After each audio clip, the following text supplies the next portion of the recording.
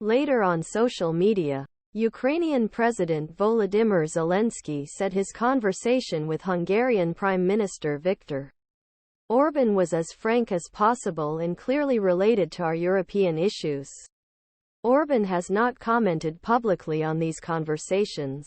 Instead, he shared photos of himself grinning more broadly alongside other far-right nationalist politicians celebrating Milei's rise to power.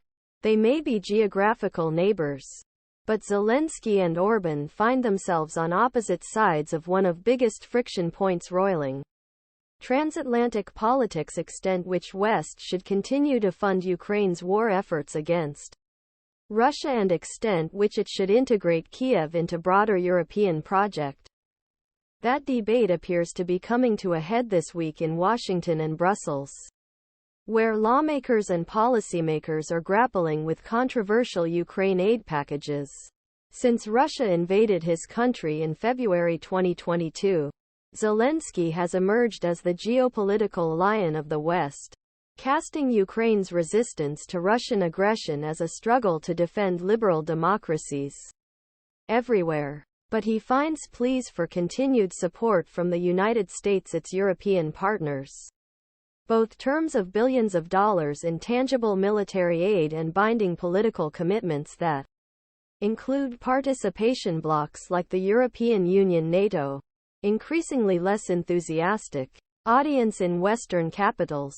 Orban, EU's leading illiberal demagogue, has also played the role of bloc's leading skeptic towards Ukraine. While his neighbors have moved to defend Ukraine, Orban has maintained a distance, partly influenced by his close relationship with Russian President Vladimir Putin. He reportedly told Putin at a meeting in Beijing in October that he never wanted to confront Russia. He resisted allowing weapons to pass through to Kiev and mocked the rapid progress of Ukraine's membership in the European Union. Hungary is Ukraine's neighbor. We know exactly what's going on, Orban told French publication Le Point last week, taking into account his country's weakening counteroffensive, growing domestic frustrations and political infighting. Zelensky made a desperate appeal for help to U.S. officials and lawmakers in Washington earlier this week. The Biden administration has warned that funding allocated to Ukraine has been exhausted without a new injection from Congress. Here, Republicans are partially blocking a request for additional funds to push the package of immigration reforms they want. Congress has allocated a whopping $111 billion to Ukraine so far, and the White House is seeking $61 billion more. Members of Parliament disperse for the weekend for holidays. Meanwhile, Orban may try to use the threat of Hungary vetoing Ukraine in Brussels to pursue his own agenda.